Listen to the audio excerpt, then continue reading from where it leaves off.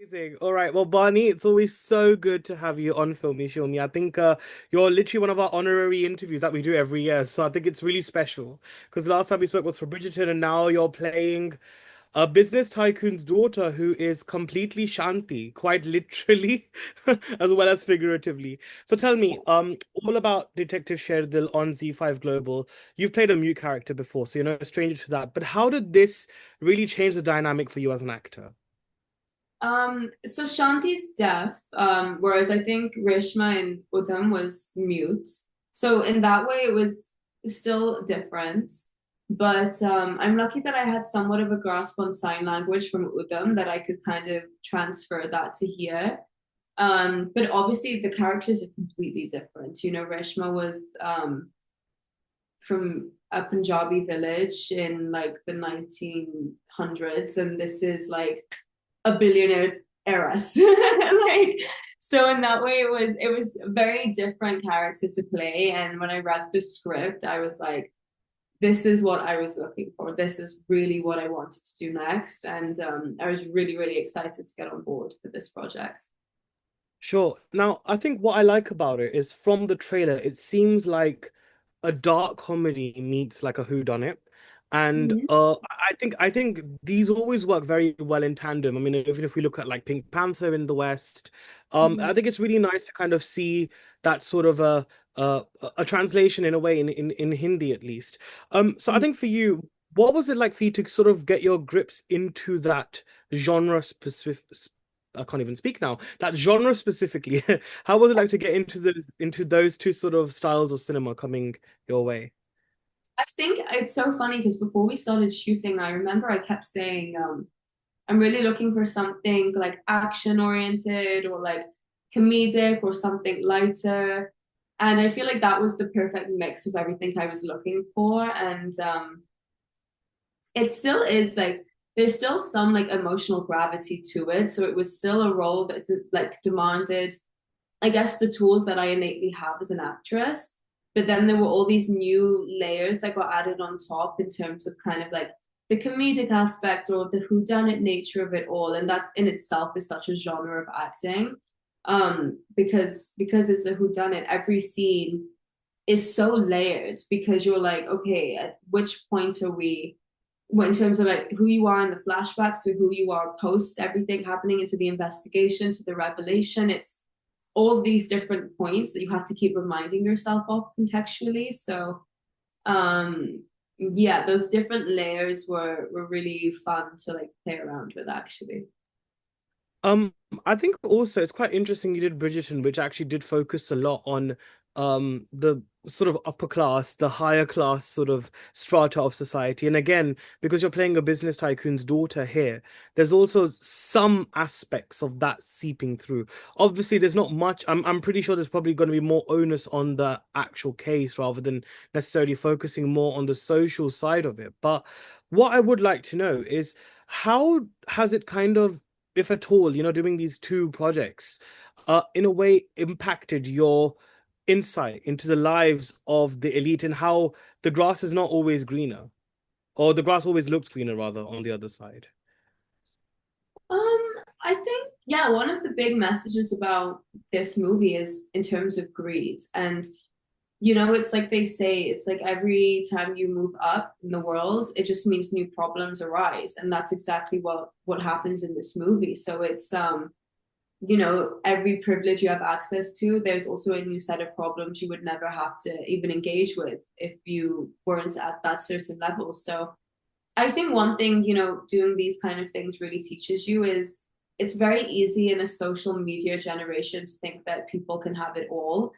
And I think one thing I really realized through my work and even just through social media and meeting people in real life is no one has it all. Like, really, no one has it all. Like, I think we're all under the impression because we see each other's best versions of themselves online that people, especially if you're wealthy, you have it all together, but you really don't know what someone is going through, like truly. Um, so yeah, I think that's been a learning for sure. Yeah. Now it's I mean I love Diljit. I think he is truly, I think he's actually exactly what his name represents, the conqueror of hearts.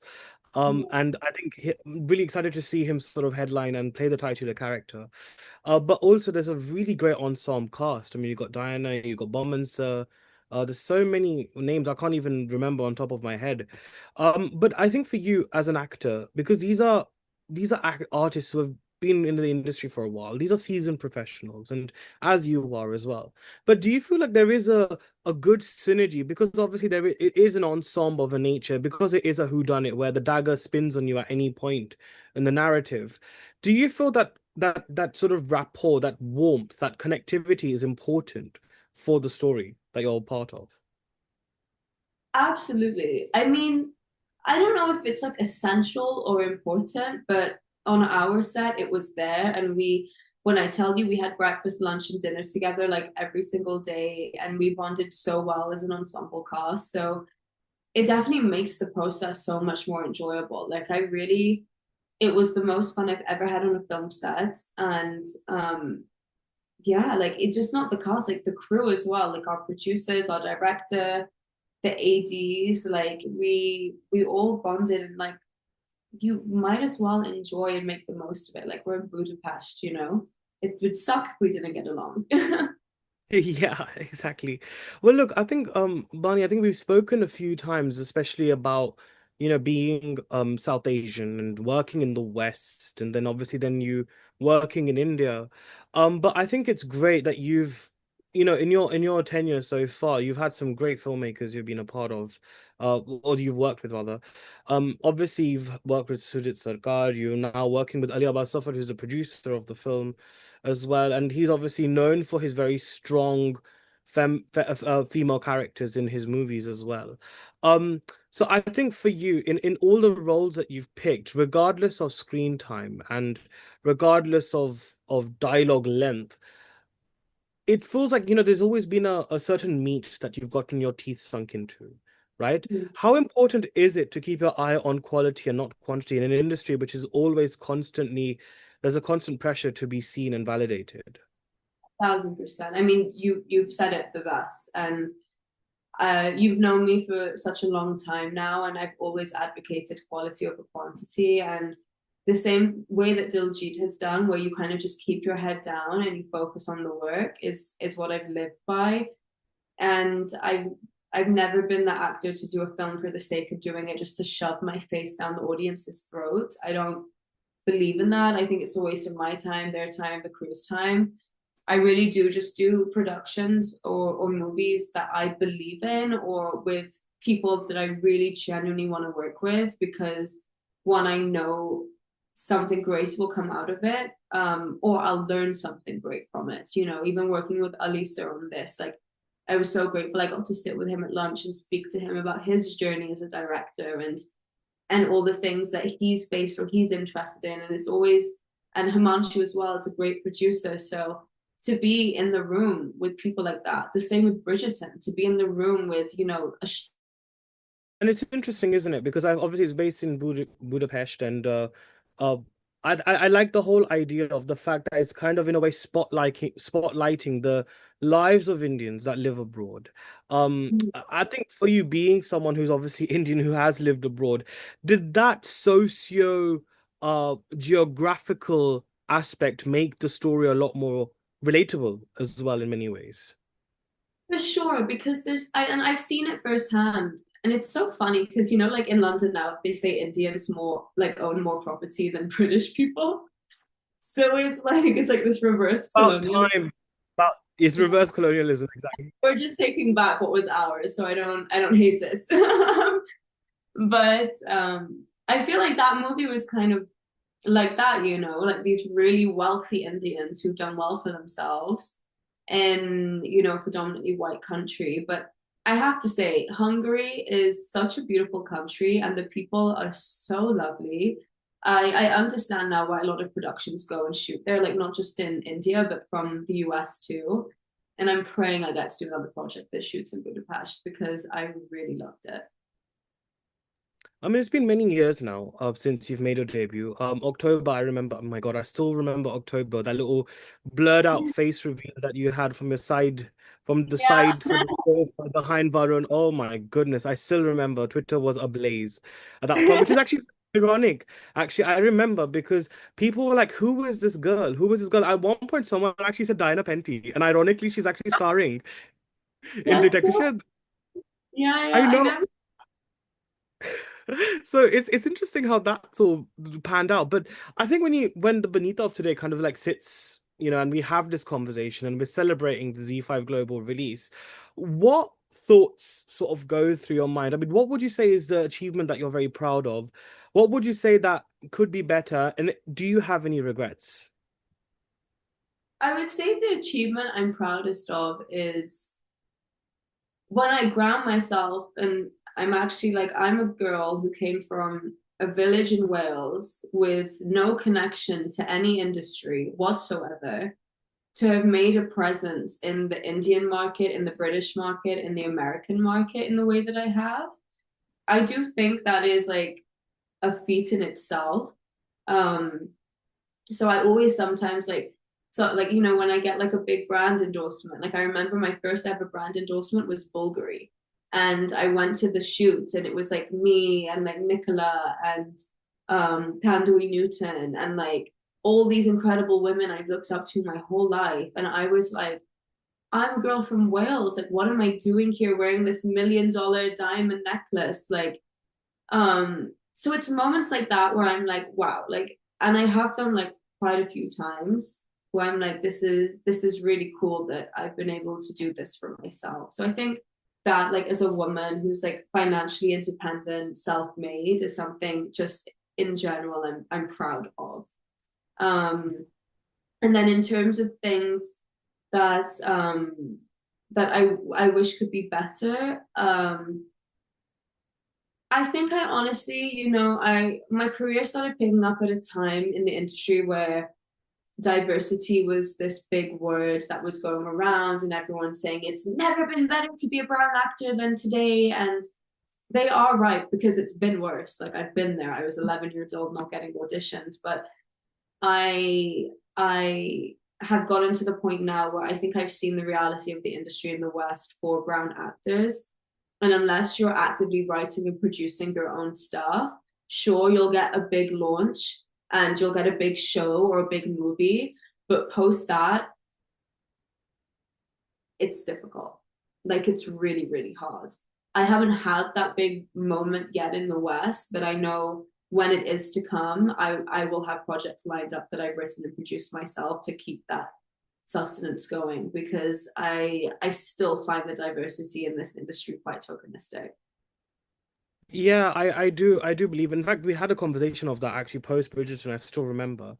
But I think the one thing that I love about you, Barney, is that the sort of person that I met you as and what you are now is exactly the same, and I love that. Consistency has been there in terms of that warmth and that compassion that you have. Of course, one evolves over time because we obviously get older, and circumstances are also shifting constantly. But I think for you, what has been that source of consistency, I think, when it comes to your demeanor and your approach to life? I think I've had like literally the same friends for the last 10 years and like my family ground me a lot. And I also do think like the things that may interest most people in this industry don't interest me at all. I don't know whether it's because I started really young, so I got exposed to it at a young age. Even when I started, like Varun used to make fun of me because I really didn't care for like the fame side of things at all. Like I do this because I love my craft. I love acting. I love like I got to audition for one of my dream directors the other month, and she said to me she wanted to chat after the audition, and she was like, she told me like it's clear as day how much I love my craft, and she was like, it's so refreshing to see a young actress approach the scene so well prepared in the way that I did.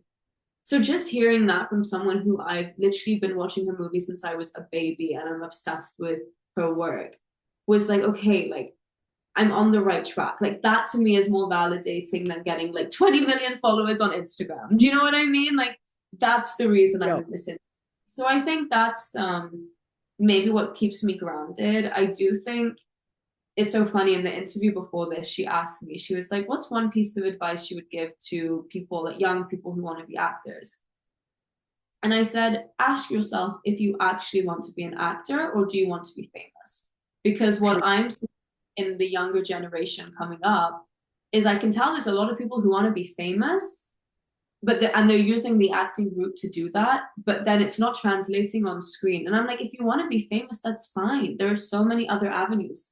Be an influencer, be a YouTuber, be like a singer if you can. There are so many avenues you can go through fashion, but it seems to be in India specifically, like if you're going to be famous, you have to be an actor. And yeah, so that's my one piece is really ask yourself if is this what you want to do, because you won't survive in this industry if it's just for the fame.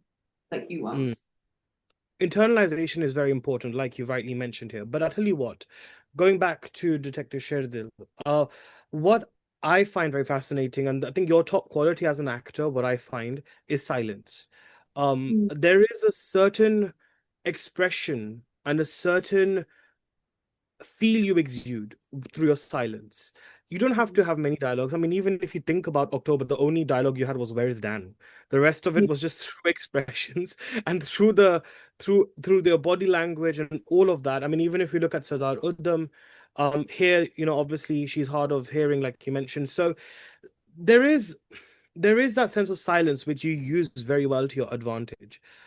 How how do you utilize it so well? Is what I would love to know. I do think as a person I'm very introspective in general, and I know that I feel a lot, and I have a lot of empathy. And I think when you have those qualities when it comes to your work, it's very easy for me to put myself in someone else's shoes and to literally just feel what they would be feeling in that moment. It's not a question of like I start a scene and I'm like, okay, I can't say anything, but she's sad right now, so I need to be sad. It is literally like, and that's why a great director comes in really handy, because they set the scene up in a way that you feel like you're living in that moment, which is how you're able to, I guess, portray it so authentically, I think. Hmm. Like even the moments in Udam, I remember when we shot them, they weren't like proper scenes in a script. It was literally Shoojit sir saying, like, all right, let's put you guys here. And I don't know, he gave us like some chapatis and some jaggery and was like, okay, just eat this. And we just started eating and playing around with it. And Vicky had his lines and I reacted in the way that I wanted to. And that was probably like one of my most iconic scenes ever. But it was just a feeling that was happening. It was really authentic and organic. And that's what we chase, right? It's that that like sense of aliveness that keeps you going as an actor. So yeah. Right, because we're running out of time, so one final question. Um, Oh, Detective Sh Det No, we could talk on forever, you know that. Right, yeah. so Detective Sh very special. I'm genuinely very stoked for the film and very pumped to watch it. Um, I think, like you said, it's something that you've always wanted to do, right? It's got flavors of what your kind of itching as an actor has always wanted to do, especially on the Indian front. What do you hope to achieve, obviously, from this role? And how do you think that it could positively impact more work coming your way or more kind of recognition, so to speak? I think I honestly don't have expectations. I've always been this way. I never have. I feel like the minute you have an expectation, you're going to be disappointed. My only expectation is I hope people watch it, and I know they will because it's a great cast, and I think people are curious to know like what happens. Um, and I just feel grateful that as an actor, I'm working and I can make a livelihood on this, and I got to be on set with these incredible people, and that for me was gratifying enough. Anything that comes from it really is an added bonus. So, yeah. All right. Well, look, on that note, Barney, it's always so special to have this conversation with you, and I can't wait to check out Detective Sherdil on Z5 Global, and looking forward to the film as well. Oh, you have to message me when you watch it. I will absolutely, I sure will definitely do that. All right. Thank you, Barney. Thank you so much. Take care. See you soon.